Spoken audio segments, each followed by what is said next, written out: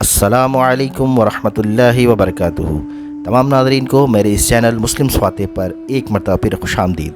Nadreen, आप मेरे इस चैनल पर मेरी आवाज़ में हम्द नात रसूल मकबूल सल्लल्लाहु अलैहि वसल्लम और सीरत नबी सल्लल्लाहु अलैहि वसल्लम के वाक़यात समाअत फरमा रहे हैं। तो चलिए आइए नादरीन, आज की वीडियो की जानिब चलते हैं।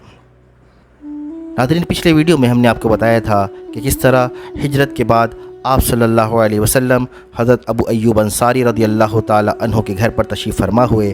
और आइए नादरीन, इसके बाद के वाक़यात आपके सामने पेश करते हैं। हिजरत का पहला साल किस्म किस्म के बहुत से वाक़यात को अपने दामन में लिए है, मगर इनमें से चंद बड़े वाक़यात आपके सामने पेश करते हैं। तो सबसे पहले हज़रत अब्दुल्ला बिन सलाम का इस्लाम कबूल करना। हज़रत अब्दुल्ला बिन सलाम रदियल्लाहु ताला अन्हो मदीने में यहूदियों के सबसे बड़े आलिम थे। खुद इनका अपना बयान है कि जब हुजूर सल्लल्लाहु अलैहि वसल्लम मक्के से हिजरत फरमाकर मदीने में तशरीफ़ लाए और लोग जौक दर जौक इनकी ज़ियारत के लिए हर तरफ से आने लगे, मैं भी उसी वक्त खिदमत अक़दस में हाज़िर हुआ। और जो ही मेरी नज़र जमाल नबूवत पर पड़ी तो पहली नज़र में मेरे दिल ने यह फ़ैसला कर दिया कि ये चेहरा किसी झूठे आदमी का चेहरा नहीं हो सकता। फिर हुजूर सल्लल्लाहु अलैहि वसल्लम ने अपने वाज़ में ये इरशाद फरमाया कि ए लोगो, इस्लाम का चर्चा करो और खाना खिलाओ और रिश्तेदारों के साथ सिला रहमी करो, और रातों को जब लोग सो रहे हों तो तुम नमाज़ पढ़ो। हज़रत अब्दुल्ला बिन सलाम फरमाते हैं कि मैंने हुजूर सल्लल्लाहु अलैहि वसल्लम को एक नज़र देखा और आपकी ये चार बोल मेरे कान में पड़े तो मैं इस कदर मुतासिर हो गया कि मेरे दिल की दुनिया ही बदल गई और मैं मुशर्रफ ब इस्लाम हो गया। हज़रत अब्दुल्ला बिन सलाम रदियल्लाहु ताला अन्हु का दामन इस्लाम में आ जाना ये इतना अहम वाक़या था कि मदीने की यहूदियों में खलबली मच गई। मदारिजुन नबुव्वा जिल्द 2 सफ़ा 66। हुजूर अलैहिस्सलातु वस्सलाम के अहल अयाल का मदीने में तशरीफ़ लाना। नादरीन, हुजूर अक़दस सल्लल्लाहु अलैहि वसल्लम जबकि अभी हज़रत अबू अय्यूब अंसारी रदियल्लाहु ताला अन्हो के मकान में ही तशरीफ़ फरमा थे, आपने अपने ग़ुलाम हज़रत ज़ैद बिन हारिसा और हज़रत अबू राफ़े रदियल्लाहु ताला अन्हुमा को 500 दिरहम और 2 ऊँट देकर मक्का भेजा ताकि ये दोनों साहिबान अपने साथ हुजूर सल्लल्लाहु अलैहि वसल्लम के अहल अयाल को मदीने लाएँ।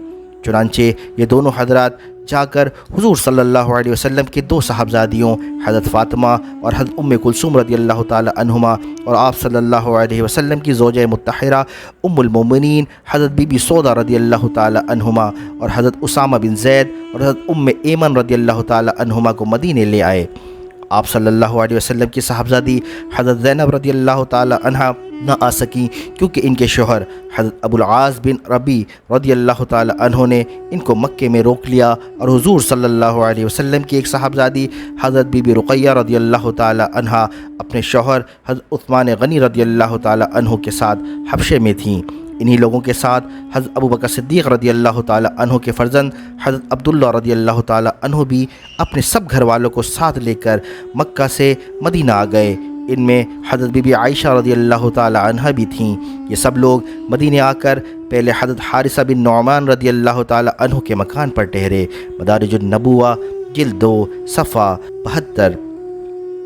मस्जिद नबवी की तामीर।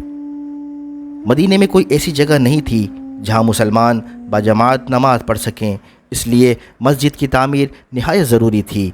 हुजूर सल्लल्लाहु अलैहि वसल्लम की क़यामगाह के करीब ही बनु नज्जार का एक बाग़ था।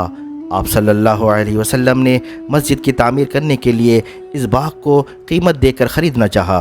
इन लोगों ने ये कह कर के या रसूलल्लाह सल्लल्लाहु अलैहि वसल्लम, हम खुदा ही से इसकी कीमत अजर व सवाब लेंगे, मुफ्त में ज़मीन मस्जिद की तामीर के लिए पेश कर दी।